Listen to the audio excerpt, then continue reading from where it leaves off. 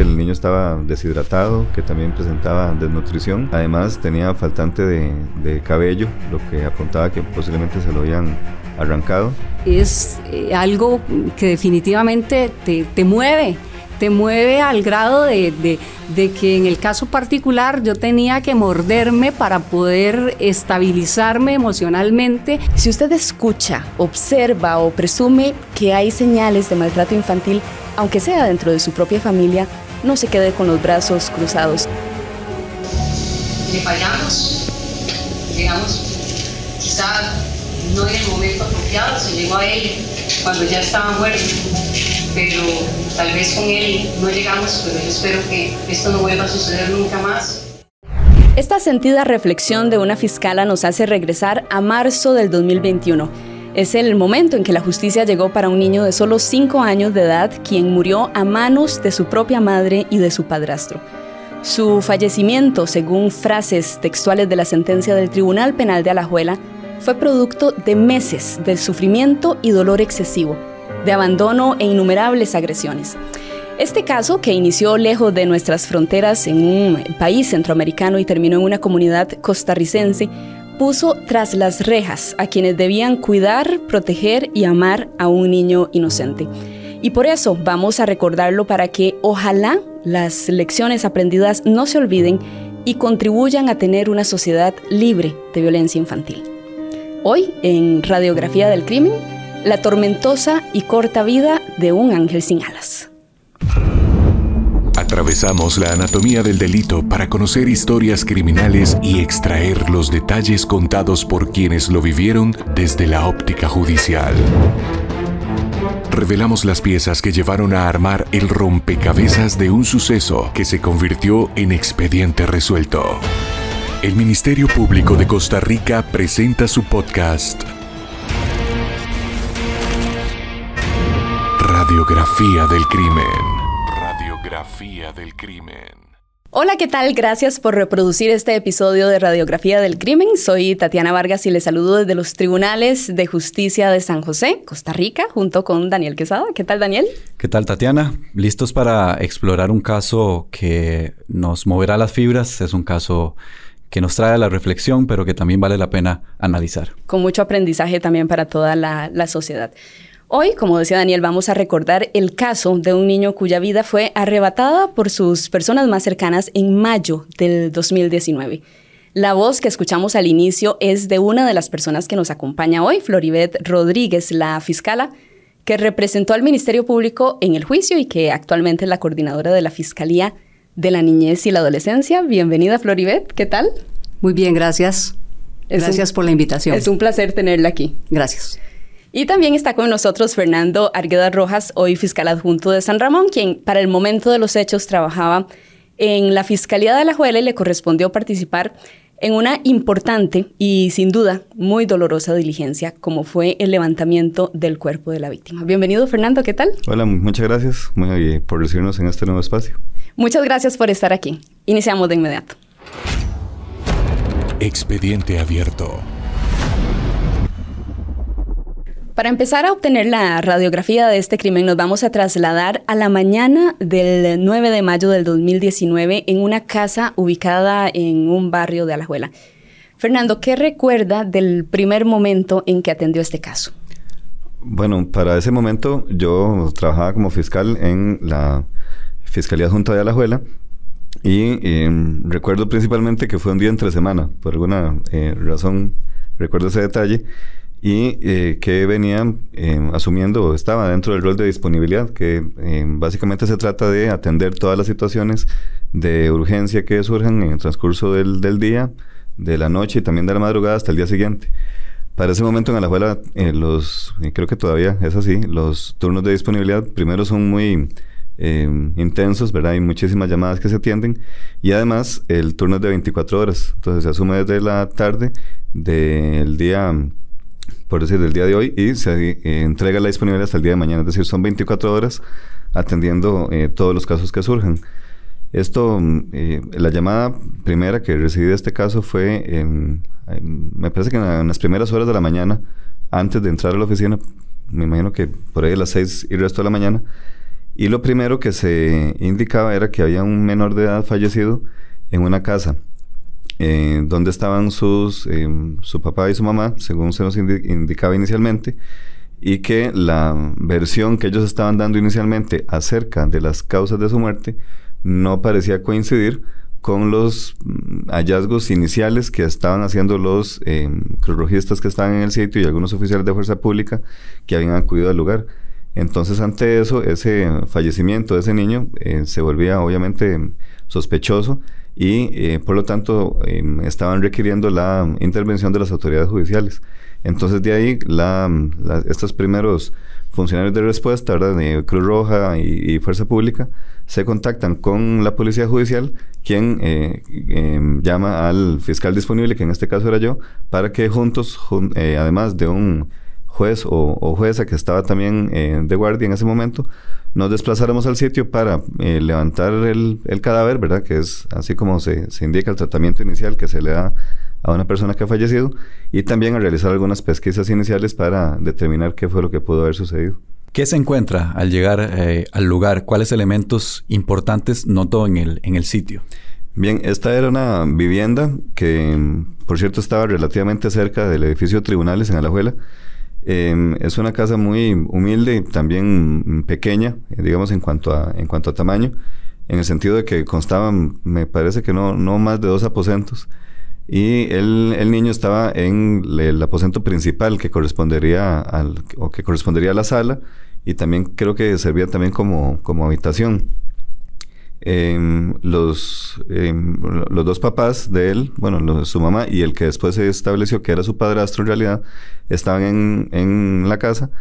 Y los primeros elementos que vimos ahí fue tal vez la estructura de la vivienda, también cómo estaba ubicada la casa, porque es una zona de un acceso que no se ve desde la vía pública, sino que había que ingresar a través de un pasadizo que comunicaba a otras viviendas, y esta estaba prácticamente al final.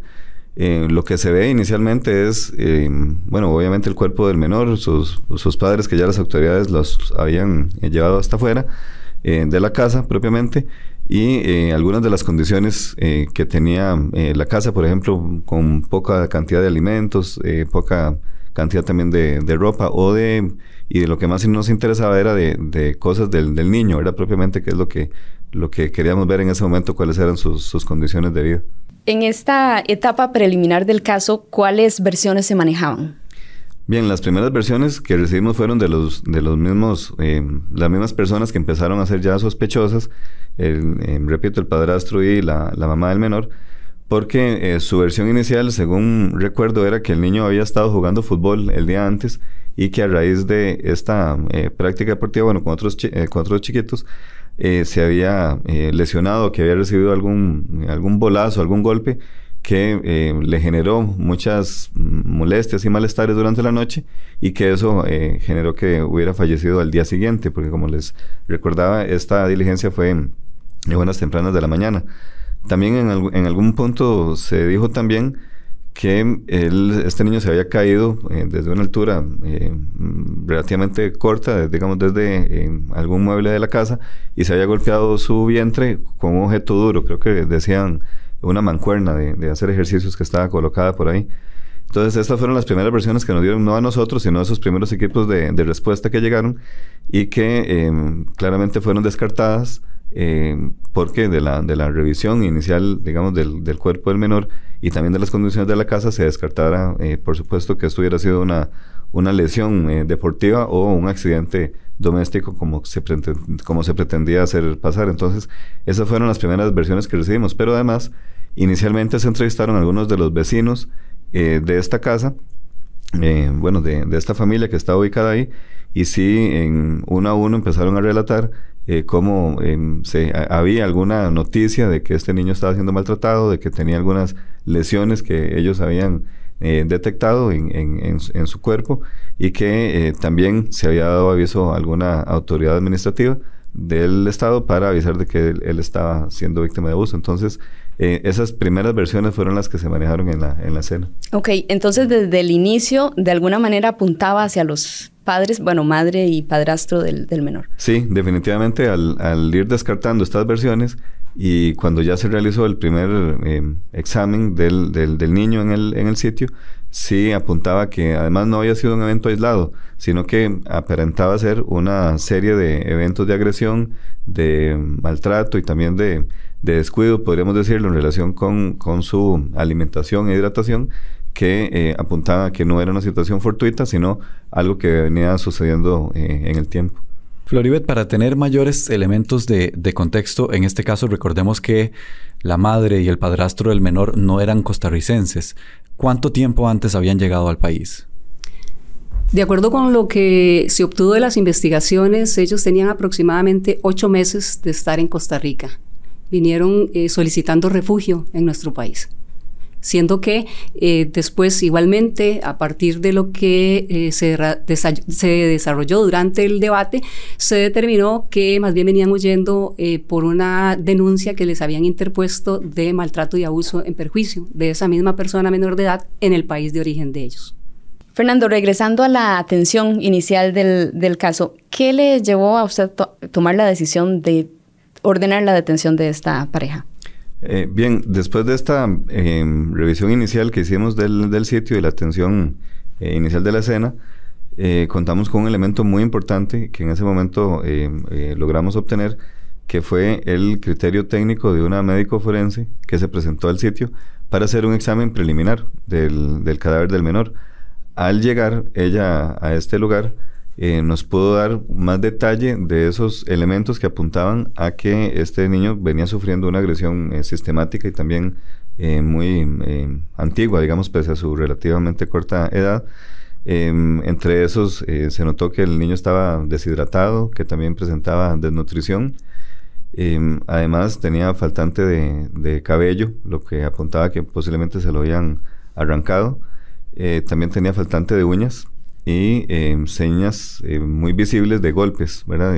Lo que conocemos como moretes, ¿verdad? Que son signos inequívocos, ¿verdad? Que una persona ha sido golpeada. También presentaba él en sus dientes, digamos, signos también de haber sido muy pobremente alimentado durante algún tiempo, y otros signos que ella examinó en su boca que le permitían llegar a esas conclusiones. También detectó, al menos de manera inicial, algunas lesiones antiguas que este niño tenía y que esperaban ser posteriormente verificadas ya en el laboratorio de ciencias forenses con un examen obviamente más profundo, pero estos primeros elementos sí permitían llegar a esa conclusión de que este niño había estado siendo golpeado sistemáticamente en su casa y prácticamente torturado, ¿verdad? De acuerdo con los hallazgos de estos primeros indicios. Y con eso, más las versiones que nos daban los vecinos, en el sentido de que habían notado en él este tipo de golpes que coincidían con los que la médico forense estaba detectando. Con base en eso, llegamos a la conclusión de descartar primero estas tesis iniciales que por ahí estaban circulando, sospechar de inmediato de quienes tenían a su cuidado este menor, que era su madre y también su padrastro, y a partir de ese momento se ordenó ya la detención de ellos formalmente por el homicidio de este menor de edad, a la espera del avance de algunas investigaciones adicionales para resolver la situación jurídica de ellos en ese mismo momento. Pasaría tal vez 2 o 3 horas desde el primer abordaje de la situación hasta que ya ordenamos formalmente la detención de la pareja. Floribet, regresando al tema del traslado de estas personas de su país de origen a Costa Rica, durante la investigación se logró tener información confirmada de lo que ocurrió allá antes de que vinieran al país. Efectivamente, nosotros conjuntamente con el organismo de investigación judicial logramos ubicar familiares de la madre de la persona menor de edad fallecida. Estos familiares nos comunicaron que días antes de que esta pareja, conjuntamente con la persona menor de edad, se trasladaran a Costa Rica, ellos habían detectado que el menor de edad estaba siendo agredido brutalmente por ellos. En razón de tal, los confrontaron e incluso presentaron denuncias en las fiscalías en la fiscalía del país, Y esta pareja, al darse cuenta que habían sido denunciados por estas agresiones, específicamente la más notable era una fractura de fémur de una de las piernas de la persona menor de edad, y ellos decidieron huir a Costa Rica y entraron buscando refugio, inventando que el padrastro de la persona menor de edad había sido amenazado y había sido atacado en algún momento por cuestiones del régimen o del gobierno del país de origen de esta pareja. Y resultó que al final, cuando se termina la investigación e incluso durante el juicio, que también se tomó la declaración de estos familiares de la persona menor de edad, nos dimos cuenta que lo que estaban haciendo era huyendo de la justicia de su país de origen en razón de esa denuncia que había sido presentada por las agresiones que había sufrido el menor de edad en su país. Fernando, con la prueba que se tenía en ese momento, ¿existió el grado de probabilidad suficiente para pedir medidas cautelares contra esta pareja? Sí, una vez terminada la atención de la escena, el caso, desde el inicio había sido abordado también por investigadores de la Policía Judicial que se abocaron a realizar una investigación un poco más amplia en relación con ese antecedente que mencionaba ahora Floribet, y también con algunos otros elementos de investigación de aquí, propiamente en el país.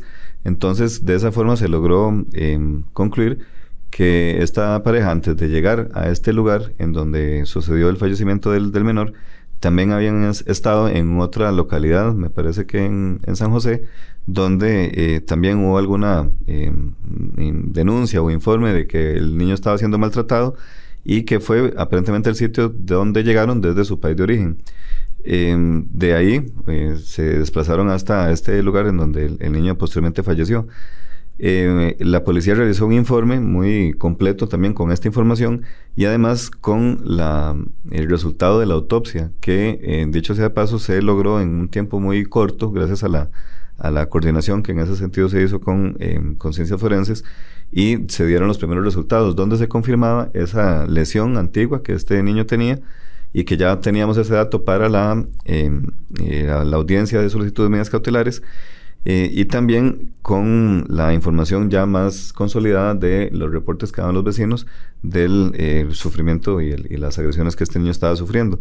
Entonces, eso, aunado al comportamiento que tuvieron los detenidos, el padrastro y la madre del menor, durante el momento que estuvimos ahí, y todo lo demás, que era un comportamiento que definitivamente no coincidía con el de unos padres o padrastros, como en este caso, de que hayan perdido a su hijo, ¿verdad?, por una situación fortuita o accidental.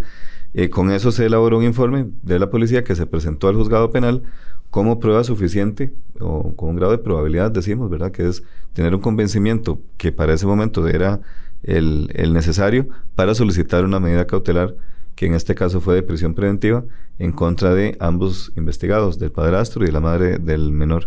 Esa medida fue acordada por el juzgado penal, es decir, fue acogida la solicitud de la Fiscalía, y se mantuvo durante el tiempo que duró el proceso hasta su fenecimiento. Floribet, adentrándonos en los detalles del caso, ¿qué rol jugaron las pericias que se realizaron para establecer qué realmente le ocurrió al menor? Bueno, el rol de la pericia, específicamente el documento de autopsia médico-legal, es fundamental o trascendental en este tipo de asuntos. Ahí se logra determinar la manera de muerte y la causa de la muerte también. Entonces, se logró determinar que la manera de muerte fue homicida desde el punto de vista médico-legal, y que la causa de la muerte se derivó de un síndrome de menor agredido. El niño presentaba una serie de lesiones.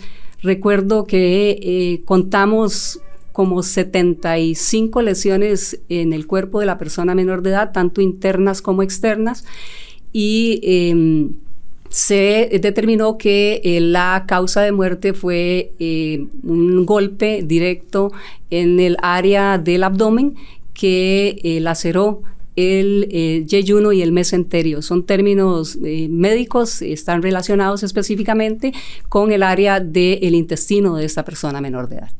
Además de lo que ya indiqué de la causa de muerte de la laceración del yeyuno y del mesenterio, recuerdo que se determinó a través del documento de autopsia que esta persona menor de edad tenía lesiones en las costillas, que eran lesiones antiguas, eran lesiones recientes y eran lesiones consolidadas.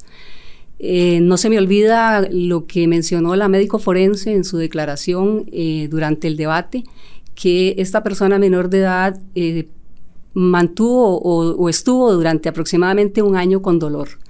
Ella mencionó que las fracturas de costillas son sumamente dolorosas y ella decía, duele al reír, duele al respirar, duele al caminar y entonces, tomando en consideración que estas fracturas eran de diferentes estadios, implica que esta persona tenía dolor o sufrió dolor durante aproximadamente un año. Y no es cualquier dolor, es un dolor terrible que, tal y como lo dijo la médico forense, hasta respirar era doloroso para esta persona menor de edad. También se habló de otra lesión que nos llamó mucho la atención y fue la ablación de las uñas. Ya el licenciado Fernando hizo referencia a esto, pero es importante que la gente conozca que durante el debate no se pudo determinar, porque pensamos en algún momento que era que le habían sacado las uñas como una forma de tortura. Sin embargo, eso quedó en duda de si fue así o no fue así, porque no se pudo determinar a partir de la diligencia que hizo la médica forense. También mencionó, y que es algo muy directo de lo que es un síndrome de persona menor agredida, y es que este niño tenía reventado el frenillo del labio superior de la boca. Esto indicó en su momento la médica forense que se produce a partir de una serie de golpes extremadamente fuertes y seguidos y continuos en el sector de la boca. Esa lesión también la tenía este niño. Igualmente, una desnutrición severa que producía que se le cayera el cabello y tuviera problemas incluso bucodentales. Es lamentable todo esto que se dio a partir de este documento autopsia al que estoy haciendo referencia, y sí, de ahí es donde deriva efectivamente la gran importancia de este tipo de pericia en un caso tan lamentable como como fue el homicidio de esta persona menor de edad. Floribeth, escuchando su relato, bueno, indudablemente una situación sumamente dolorosa para un niño. Usted mencionaba que durante un año, al parecer, estuvo sufriendo dolor. ¿Se logró establecer dentro de la investigación por qué existió tanto ensañamiento? En realidad, yo creo que un maltrato de ese nivel no tendría ningún porqué. Esta gente lo que tenía era odio a esta persona menor de edad. Es que no puede traducirse de ninguna otra forma. Se notaba el odio, el desprecio hacia la vida de este pequeño niño. Recuerdo como cosas en las que por dentro decimos, sí, definitivamente es odio y no puede ser ninguna otra cosa, que ese chiquito estaba desnutrido en grado severo, como ya lo mencioné. Y en su declaración, en algún momento, la señora imputada refirió que eran gente de muy escasos recursos y que eran gente muy pobre, y que entonces trató de alguna forma de engañar al tribunal, haciéndole creer que la desnutrición de esta persona menor de edad venía precisamente de la pobreza extrema en la que esta familia aparentemente estaba viviendo. Sin embargo, había comida para el perro en esa casa. Y cuando se hizo el levantamiento, que se toman fotografías del sitio, se logra observar dentro del refrigerador que había carne, que había huevos, que había leche, que había pescado.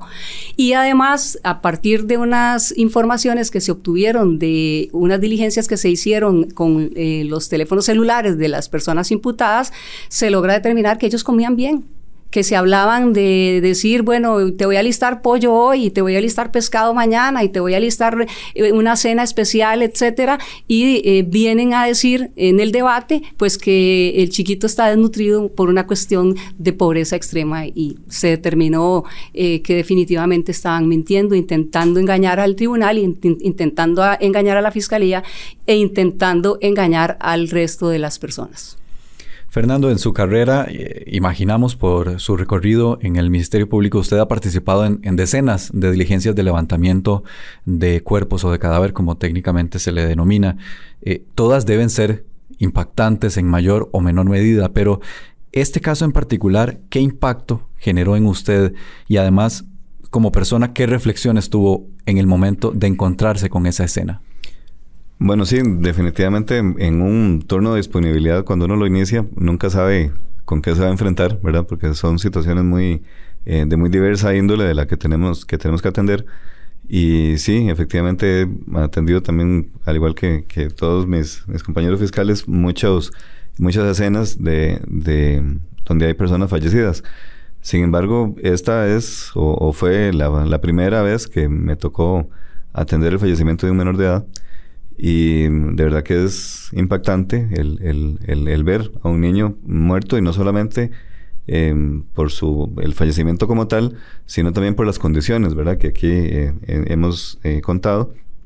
Y además en su propia casa, ¿verdad? Porque lo que se supone, ¿verdad? Es que un niño en donde está más seguro es en su casa y es con sus padres, ¿verdad? Con su madre o con el padrastro, como en este caso.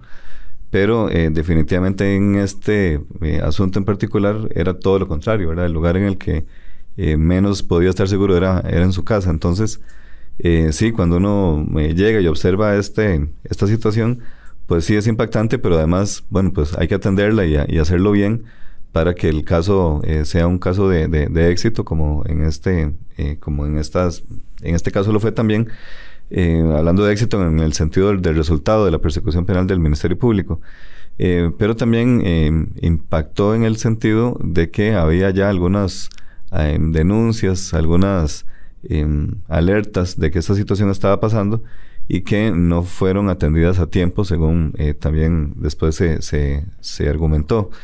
Entonces la sensación que quedaba también era de si esta situación se pudo haber evitado, ¿verdad? Con alguna actuación más proactiva de parte de algunas entidades del Estado, y en todo eso reflexiona uno en ese momento, además tal vez sin saber al momento de estar ahí propiamente en el levantamiento del cadáver del niño, sin conocer de estos detalles, digamos, de la autopsia que después se le practicó.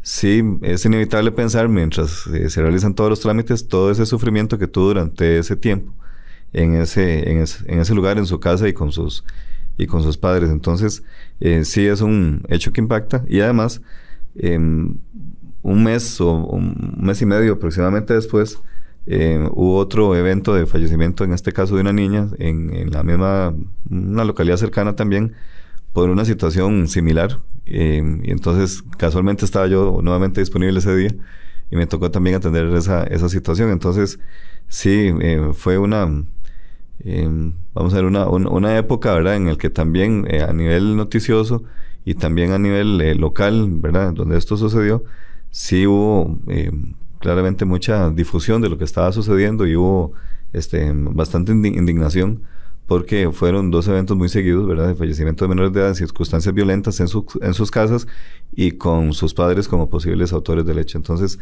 sí, claro que es un impacto a todo nivel, a nivel personal y a nivel también de comunicación, y también a nivel hasta judicial, ¿verdad? Nosotros mismos como compañeros atendimos ese asunto y sí, definitivamente hasta a nivel de oficina, ¿verdad?, se siente el impacto que este tipo de asuntos causa.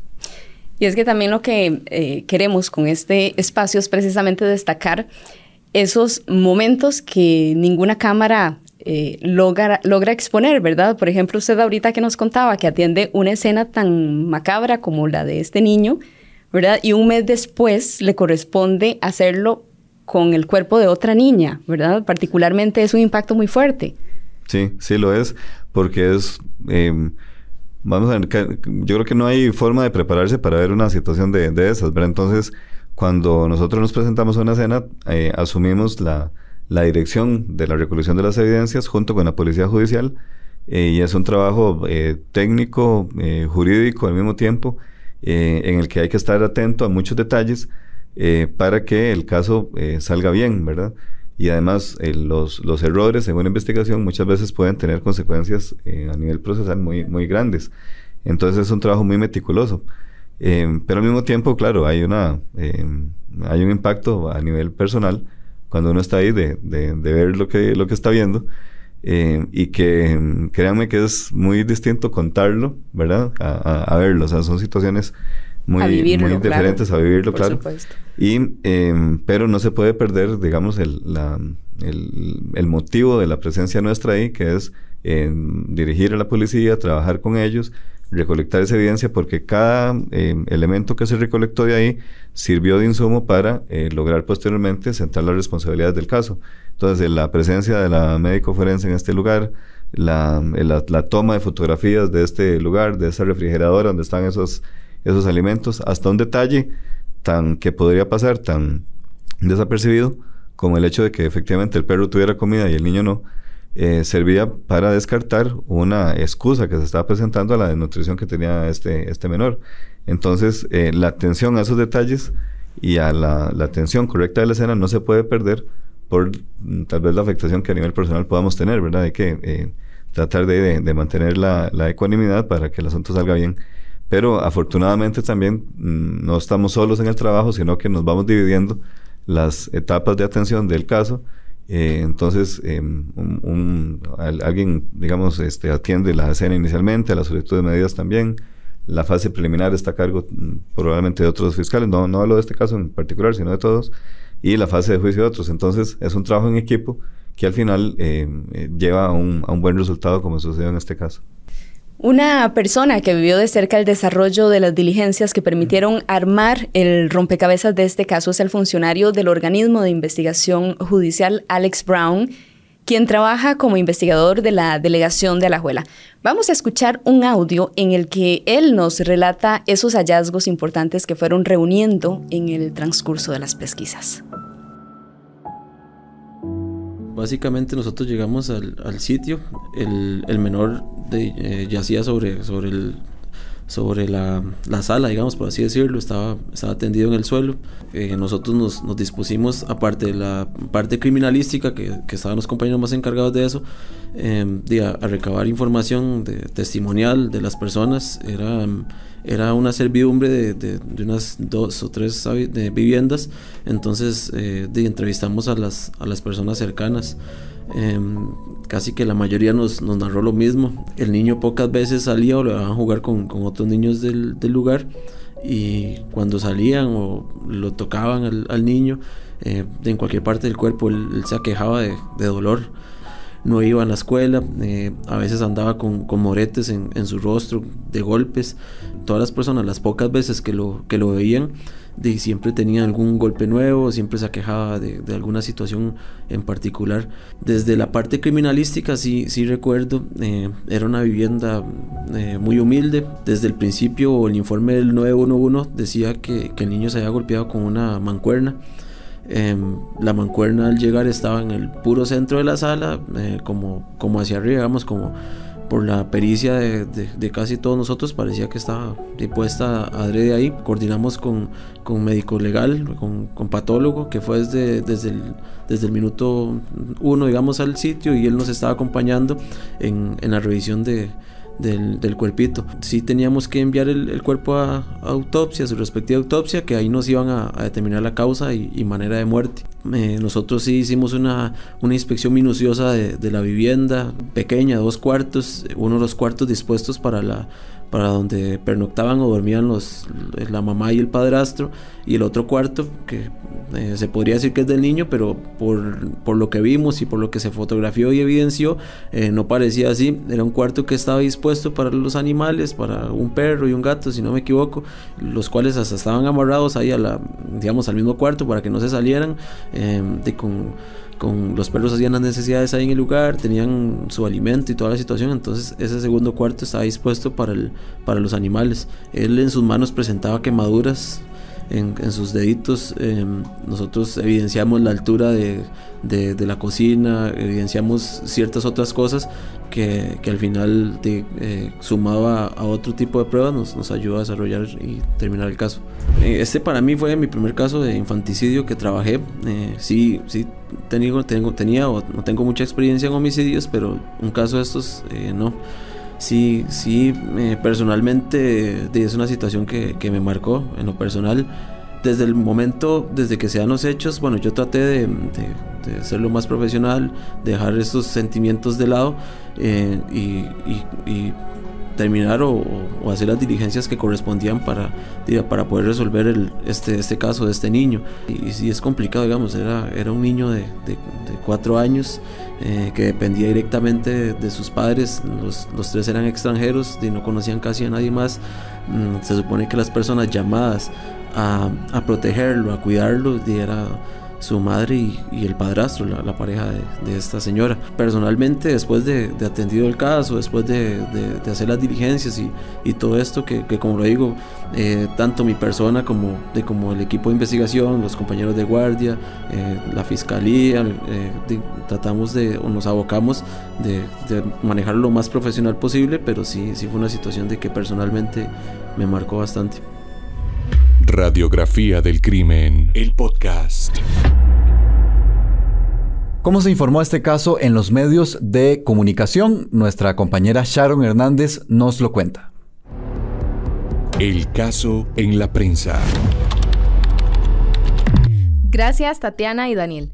Repasemos el recorrido de este caso en los medios. El 9 de mayo del 2019, el noticiario NC11 informó sobre las terribles agresiones que causaron la muerte del niño. No hay duda de que la noticia conmovió a todo el país. Nadie podía imaginar que una persona, y mucho menos a su corta edad, podía haber recibido tantas agresiones. En medios digitales, uno de los periodistas que cubrió el caso desde su inicio hasta la etapa de juicio fue Joel Solano. Incluso, en el debate entrevistó a la fiscala Floribet Rodríguez. De hecho, conversé con él y me contó que todavía tiene muy presente el caso, que no olvida que fue una fuente la que le alertó sobre el hallazgo del cuerpo del niño y que esa persona no salía del asombro sobre el grado de desnutrición que presentaba la víctima. Noticias Repretel informó que los principales sospechosos eran los padres del niño. Durante un pase en vivo, el periodista Roy Solano reportó algunos datos preliminares del suceso. Según indicó, en ese momento el padrastro y la madre del niño habían justificado que él había tenido una caída. Una publicación de la periodista Natalia Jiménez de Teletica.com detalló que en el país de origen de estas personas, los familiares del niño ya habían interpuesto denuncias en contra de los imputados precisamente porque sospechaban que lo agredían. Según la nota, la víctima, su madre y padrastro llegaron a Costa Rica poco después de las denuncias y aparentemente habrían dado información falsa a las autoridades para que se les reconociera con el estatus de refugiados. Así, se informó este caso en la prensa. Radiografía del crimen, el podcast. Floribet, hablemos del juicio y de la evidencia que se presentó para llegar a la verdad de lo ocurrido. Bueno, fue un juicio a nivel personal bastante agotador. Teníamos bastante prueba también. El manejo de la escena por parte del fiscal Fernando Arguedas, así como la médica forense que llegó al sitio y los compañeros del organismo de investigación judicial, nos ayudó para obtener un panorama bastante amplio de lo que había sucedido en ese sitio. Asimismo, bueno, contamos con la autopsia y también se logró, y esto se dio también en el momento de la detención de las personas imputadas, el decomiso de los teléfonos celulares de estas dos personas, siendo que al momento de hacer la apertura de estos teléfonos celulares logramos obtener gran cantidad de información relacionada con el maltrato y abuso, incluso sexual, que había sufrido esta persona menor de edad en manos de su padrastro y de la mamá. Tenemos que es fundamental esta información que se obtuvo porque la señora imputada en su momento declaró durante el debate y pretendió, a partir de su declaración, hacer creer al tribunal que lo que le había sucedido a la persona menor de edad no había sido su responsabilidad de ninguna forma, sino que ella era víctima de violencia doméstica por parte del padrastro de la persona menor de edad, siendo que en los documentos que se obtuvieron a partir de la apertura de los teléfonos celulares se logró determinar en grado de certeza que no existió en ningún momento ningún tipo de violencia de parte del encartado hacia la madre de la persona menor de edad. Tenían una relación totalmente armónica, una relación incluso que se logró visualizar ahí de dominio de ella sobre el padrastro de la persona menor de edad, y se descartó de forma definitiva esta manipulación o intento de manipulación por parte de la señora imputada de pretender salvar responsabilidad en cuanto a lo que había sucedido, argumentando ser víctima de violencia doméstica. Esto incluso al momento de las conclusiones y al momento en que se solicita la pena por imponer en este caso, se pide, se sanciona más severamente en razón de que efectivamente hay muchas mujeres en el mundo y muchas mujeres en Costa Rica que son víctimas de violencia doméstica y que pues han tenido que soportar maltrato hacia ellas e incluso en algunas oportunidades maltratos hacia sus hijos, pero no es algo que se puede venir a simular o no es algo que se puede venir a inventar a estrados judiciales, porque esto daña totalmente la razón de ser de la valoración de un hecho de violencia doméstica. ¿Cuál fue la versión del padrastro de la persona menor de edad con respecto a la muerte de esta? El imputado sí también brindó una versión de los hechos. Él en su momento estableció o reconoció que efectivamente ellos de manera conjunta habían agredido a la persona menor de edad. Reconoció que en El Salvador él había propinado una fuerte patada a la persona menor de edad en la pierna, lo que le fracturó el fémur. Pero también demostró, o sea, nos dijo ahí cómo que esto se daba de manera conjunta, que no era solo él quien agredía, sino que ambos agredían a la persona menor de edad. Es importante hacer ver aquí que cuando se hizo la apertura de los teléfonos celulares se encontraron videos de contenido sexual de la persona menor de edad. Estos videos se determinó que fueron filmados y grabados en esa vivienda donde se hizo el levantamiento del cuerpo de esta persona menor de edad. Al final, el tribunal decantó por absolver a los encartados por la producción de hechos de violencia en perjuicio, de hechos sexuales en perjuicio de personas menores de edad, pero sí se les condenó por la tenencia de imágenes con contenido de abuso sexual de persona menor de edad, porque esta información estaba dentro de los teléfonos celulares que utilizaban diariamente tanto el encartado como la encartada, siendo que ellos conocían claramente que tenían en su poder este tipo de videos de vejámenes sexuales hacia esta persona menor de edad. Con la evidencia que se expuso en juicio, se pudo demostrar cómo cambió el niño del estado en que se mantenía en su país natal al estado deplorable en el que llegó a estar aquí en nuestro país después de tantos maltratos y agresiones. Yo les había mencionado al inicio que tuvimos contacto con la familia de la persona menor de edad en su país de origen. Este niño, para hacer como un recuento, vivió con esa familia un gran tiempo desde que nació hasta la edad aproximada de 3 años y medio, que fue cuando la imputada se inicia una relación de unión de hecho con el imputado y deciden irse a vivir a otro lado, ya fuera del lugar de la familia materna de esta persona menor de edad. Logramos obtener a partir de esta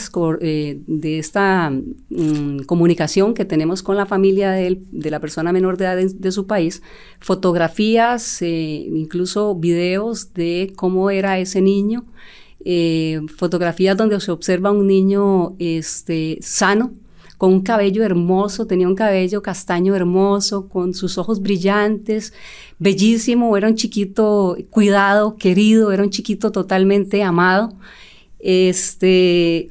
Cuando ya nosotros llegamos al proceso ya del debate en sí y del momento en el que los fiscales tenemos que revisar lo que hay en el expediente, ya nos encontramos, o por lo menos yo me encuentro, que hay fotografías de ese antes y de ese después. Una de las fotografías más terribles que yo recuerdo que se agregó a este expediente es una que aportó una mujer que era parte de una ONG que estuvo visitando a esta familia para regalarle o para ayudarlos a que el niño pudiera ingresar a la escuela, le iban a dar cuadernos y le iban a dar ropa, uniforme, etcétera. Y entonces, en ese momento, y recuerdo las palabras de la señora Denia, que era parte de esta ONG, ella requiere para poder hacer esta donación una fotografía de la persona menor de edad para confeccionar una especie de carnet.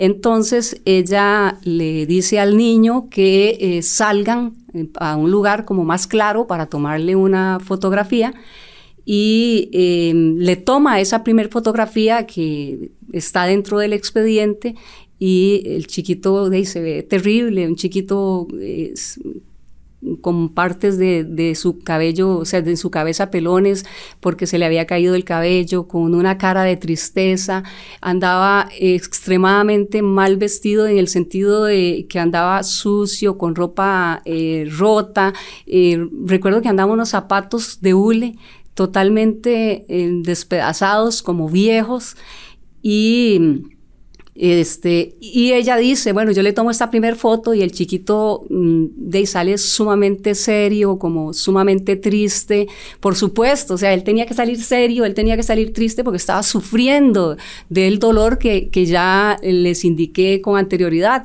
Sin embargo, ella le pide a este niño que por favor le va a tomar otra fotografía y le dice que por favor sonría. Cuando nos muestran esa fotografía de esa sonrisa, es terrible porque lo que usted ve ahí es una mueca. Usted no ve una sonrisa de un niño, sino una mueca de dolor, del dolor que ese niño estaba viviendo. Entonces sí, hay un cambio radical. En un año y medio, este chiquito pasó de ser un niño sano a un niño totalmente enfermo, a un niño totalmente golpeado, a un niño totalmente lesionado y a un niño que sufría dolor diariamente. Y eso se pudo demostrar a través de estas fotografías que dichosamente pudieron llegar al expediente y pudieron hacer ver al tribunal que efectivamente el cambio fue radical y además que este niño tenía una familia que lo amaba en su país de origen, que tenía una familia que lo cuidaba en su país de origen y que esta mujer y este hombre decidieron trasladarlo a otro país para seguir agrediéndolo, para seguir maltratándolo y esto esa es la radiografía, digamos, de la vida de esa persona menor de edad, un niño cuidado que incluso tenemos fotografías dentro del expediente de celebraciones de cumpleaños y está él rebosante y está él sonriente y está feliz y con sus ojitos brillantes, porque no se me olvida esos ojos brillantes a la par de unos ojitos opacos en las fotografías que nos llegaron después, unos ojitos tristes, una mirada triste y una mueca en lugar de una sonrisa. Eso es terrible, digamos, para nosotros verlo y dichosamente se pudo hacer justicia, pero es lamentable que un ser humano, especialmente un niño, una persona vulnerable, tenga que pasar por eso. Floribet, dentro de este contexto tan doloroso que nos describe usted, que puede mover cualquier fibra humana, le consulto específicamente en el debate. ¿Qué actitud tenían la madre y el padrastro? Es decir, ¿los vio conmovidos en algún momento o con arrepentimiento de alguna manera? En ningún momento observé a ninguno de los dos conmovidos, excepto en un momento cuando la imputada está brindando su declaración y habla de la ruptura de su relación con el imputado. Ahí ella sí se puso a llorar, pero durante las audiencias del debate pudimos observar gente totalmente tranquila. Hay una etapa durante el juicio que quiebra a cualquiera.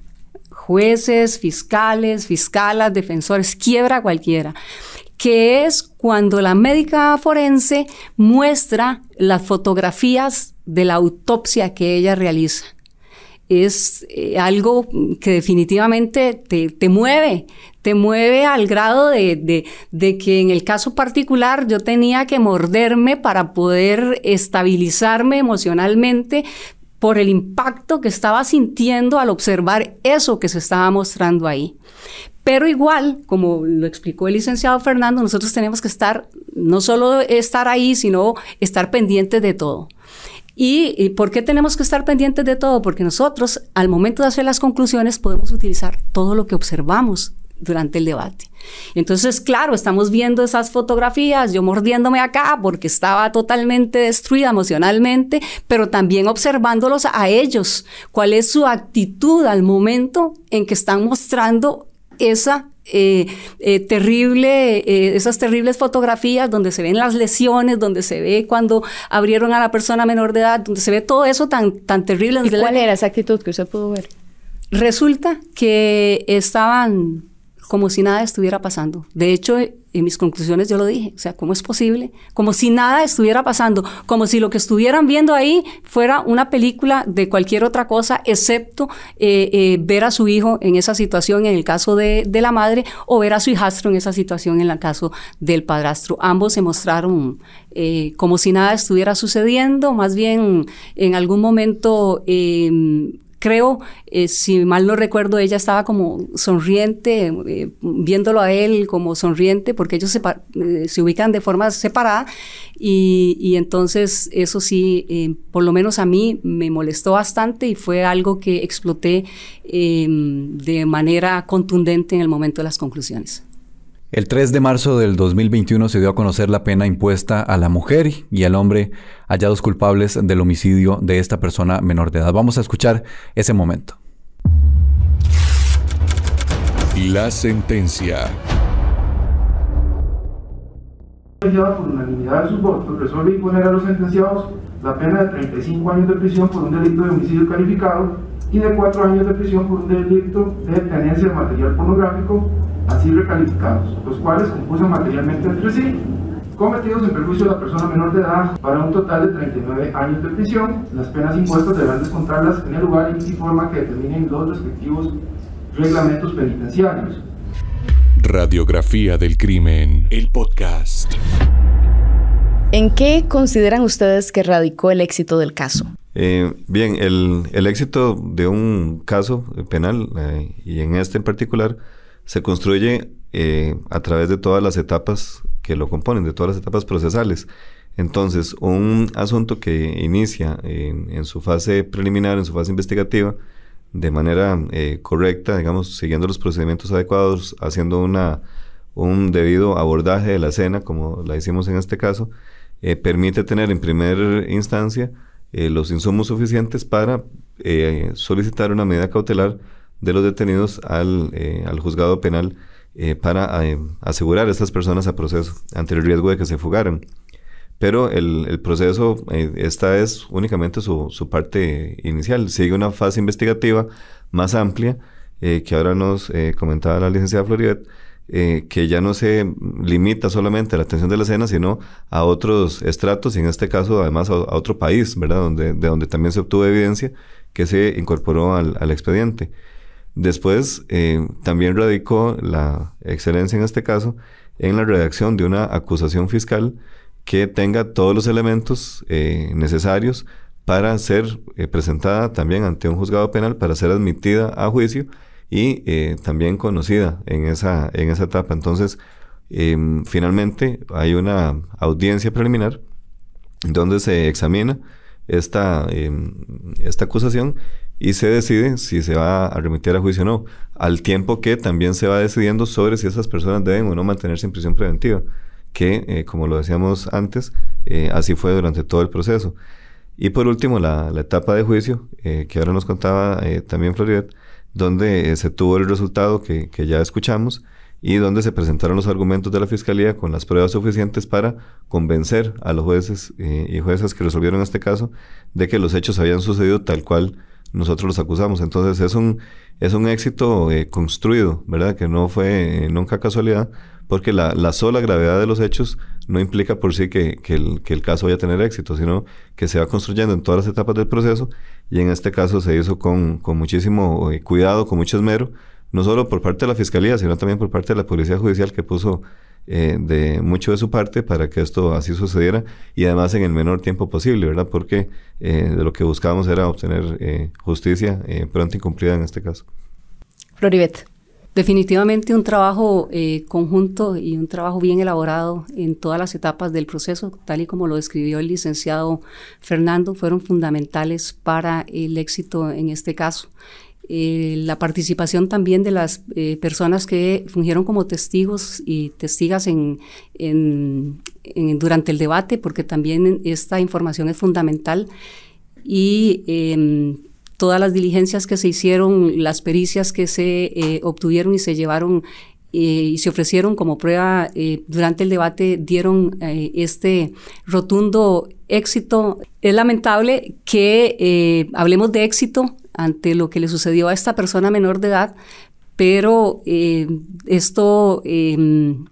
esta pena que se le impuso a estas personas derivó precisamente del buen trabajo de toda la Fiscalía de Alajuela, los fiscales que fueron al levantamiento, en este caso el licenciado Fernando Arguedas, la fiscala que realizó las diligencias de investigación en la etapa preparatoria, la fiscala que confeccionó la pieza acusatoria y la persona que lleva, en este caso mi persona, esta causa a juicio, donde definitivamente se pone de manifiesto que este trabajo conjunto, este trabajo organizado, este trabajo bien llevado es el que produjo que efectivamente pudiéramos de alguna forma obtener justicia para esta persona menor de edad. Personalmente, ¿cómo le marcó la investigación y juicio de esta causa? Bueno, muchas veces la gente piensa que nosotros somos fiscales y no tenemos ningún tipo de sentimiento, porque es la forma que tenemos para demostrar o hablar durante un debate. Pero hay momentos en los que llegamos a la casa a llorar, hay momentos en los que llegamos a la casa a pensar y a decir, bueno, ¿por qué pasa esto? O sea, no es posible que esto le pueda pasar a un ser humano, no es posible que esto le pueda pasar a un niño o una niña, y le pasa, ¿verdad? Entonces esto te marca definitivamente hasta el día de hoy. Incluso yo tengo comunicación con la familia de este niño en su país de origen. Estamos buscando la forma de trasladar el cuerpo de esta persona menor de edad a su país de origen, siendo que precisamente, y esto también se desarrolló en conclusiones, porque la madre de este niño dijo en nuestro país que no tenían familia en su país de origen, que nadie podía recibir ese cuerpo en su país de origen, debió enterrarse ese niño en Costa Rica, donde él no tiene ni tuvo ningún arraigo, pudiendo ser enterrado él en un país donde hay mucha familia que lo está esperando para llevarle una flor, para rezar en la tumba de esta persona menor de edad, y fue la misma madre la que produjo de forma igual, transmitiendo ese odio que para mí era lo que regía en la mente de esta persona hacia este niño, produjo que lo tuviéramos que enterrar acá y no pudiéramos llevarlo, o no pudiera hacerse todo lo necesario para ser llevado a su país de origen. Ella no solo lo mató, como quedó debidamente demostrado, sino también hizo con el cuerpo de este niño, después de muerto, lo que ella quiso, y fue quitarle esa posibilidad de estar cerca de la gente que realmente lo amaba y de la gente que realmente lo quería. A veces a los fiscales se les ve como máquinas que simplemente investigan y acusan, pero es obvio que detrás de la figura del representante del Ministerio Público hay un ser humano. Fernando, ¿qué pasaba por su cabeza no solo al atender este caso en su fase inicial, también al ver el desarrollo del debate, que fue, como decíamos ahora, muy mediático, y también el resultado del juicio? Sí, bueno, estos son de esos casos en los que uno no le pierde la pista, porque definitivamente, como lo explicaba antes, impacta días después. Son de esos casos en los que uno se va para la casa pensando y se atendió todo esto y al día siguiente hay que trabajar en otras cosas. Y un mes después, bueno, lo que ya les había contado y en el medio, muchísimos asuntos más y de diferentes tipos, juicios con situaciones igualmente dolorosas, ¿verdad? Pero son de los casos que uno no le pierde la pista, pero al mismo tiempo queda con la tranquilidad porque en las etapas siguientes ya me fui a trabajar a otra oficina, pero queda la tranquilidad de que queda en buenas manos el caso, ¿verdad? Que hay compañeros y compañeras fiscales que asumen esta investigación y que le van a dar toda la atención, el alma y la vida que se merece el caso, ¿verdad? Y que le van y que van a asegurar ese resultado de éxito en todas las fases procesales que antes explicamos. Hubo mucha atención alrededor de este caso precisamente por la aparente inacción de algunas autoridades estatales que no se dedicaron a atender las primeras alertas que dieron de este asunto de forma preventiva correcta y de forma reactiva también, porque ya había noticia concreta de una situación de agresión. Entonces eso generó también mucha atención mediática a la cual le di seguimiento, y a la fase de juicio también. En algún momento también tuve comunicación con la licenciada Floribet por algún detalle ahí que me preguntó acerca de la atención de la escena, y por supuesto atento también al resultado, ¿verdad? Que como vimos, dentro de lo que nuestras funciones exigen, fue un resultado el esperado, ¿verdad? Fue un resultado exitoso. Y definitivamente uno no se desliga de un caso como esto, siempre está pendiente porque atendemos muchísimos asuntos al día, pero no le podemos dar seguimiento a todos, ¿verdad? Sería realmente imposible. En las oficinas manejamos circulantes enormes, y quisiéramos darle un tratamiento personal y preferencial a todos, pero no se puede. Pero de estas situaciones que sí lo marcan a uno definitivamente, sí es imposible desentenderse, y siempre va a estar uno pendiente. Y cualquier noticia que salga en relación con estos casos que nos marcan, también siempre la vamos a atender de manera prioritaria, ¿verdad? Y siempre vamos a estar ahí dispuestos a ayudar, si fuera el caso, también en caso necesario, ¿verdad? Esta es una pregunta para ambos, por el conocimiento y el trámite que le dieron al caso en distintas etapas. Desde su óptica, ¿cómo marca este caso la historia criminal del país y también qué lecciones se deben aprender? Bueno, definitivamente marca la historia criminal de nuestro país. Si mal no recuerdo, estos son los primeros hechos de violencia en perjuicio de personas menores de edad que llevaron a la muerte de este niño particularmente, pero ya se había dado otro de un menor de edad de 16 años, la primer sentencia condenatoria que se ha dado a nivel nacional por una omisión hacia una persona menor de edad y que fallece. Igual está en prisión el papá y la mamá. Y es que en ese periodo en la provincia de Alajuela se dieron los 3 homicidios muy seguidos. El homicidio de este chico por omisión, el homicidio del que estamos hablando y el homicidio de la persona menor de edad, mujer en este caso, que el licenciado Fernando mencionó.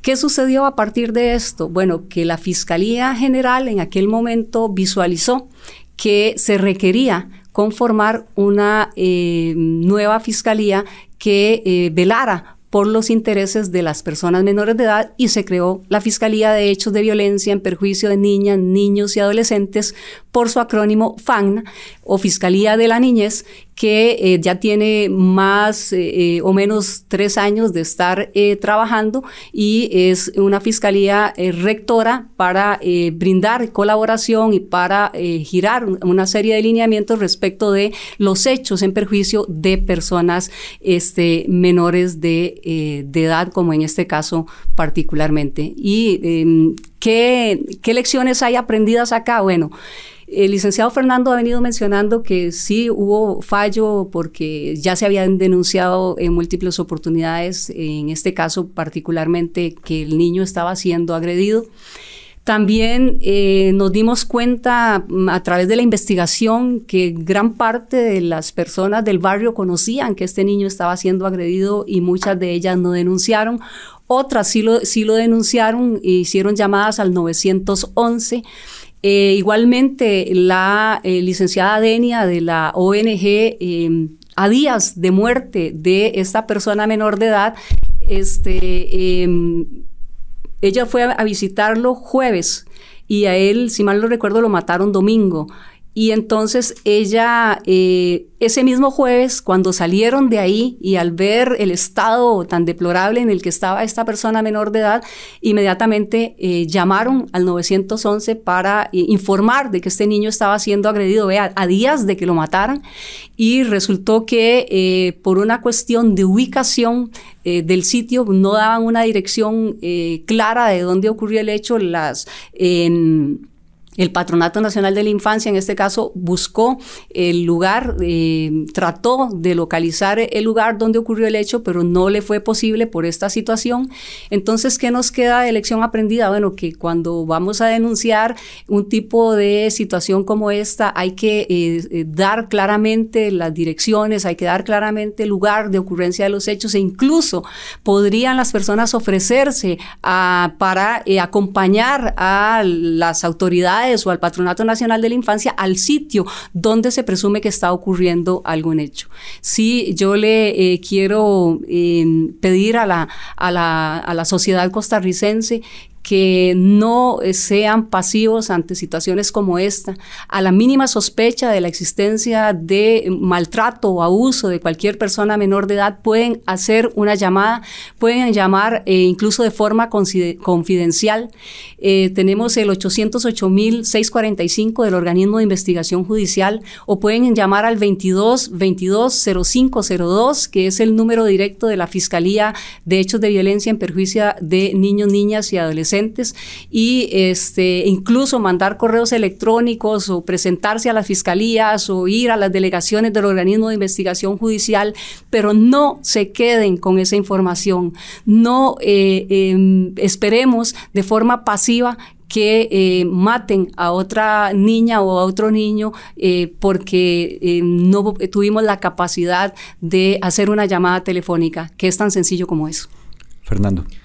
Bien, sobre cómo cambió la historia de la criminalidad en el país, creo que la indignación general y la atención que se le dio a estos casos que lamentablemente además se dieron, como lo explicaba ahora Flori, como en una especie de seguidilla, ¿verdad? Y además en una misma localidad, generaron además de estos cambios a nivel de la Fiscalía, por lo menos la creación de esta Fiscalía nueva también, sino que creo que puso en evidencia un problema y una situación que existe, que está latente y que solo se visualizó con resultados fatales. Entonces, que la falta de atención preventiva o una falta de atención reactiva ante los primeros signos de violencia de estos menores de edad que fallecieron en estos eventos son definitivamente digamos, situaciones que piensa uno pudieron haberse evitado, pero lo principal es que pusieron el foco en la atención que le tenemos que dar a estos casos y nunca minimizarlos, ¿verdad? Nunca pensar que un castigo físico desmedido, como los que se dieron en estos casos, bueno, que ni siquiera castigo, ¿verdad? Eran especie de torturas, haya que esperar hasta que sean tan visibles como para que una autoridad vaya a intervenir, porque al ser personas en una condición muy vulnerable, su cuerpo obviamente lo es también, y un resultado fatal se puede presentar en cualquier momento.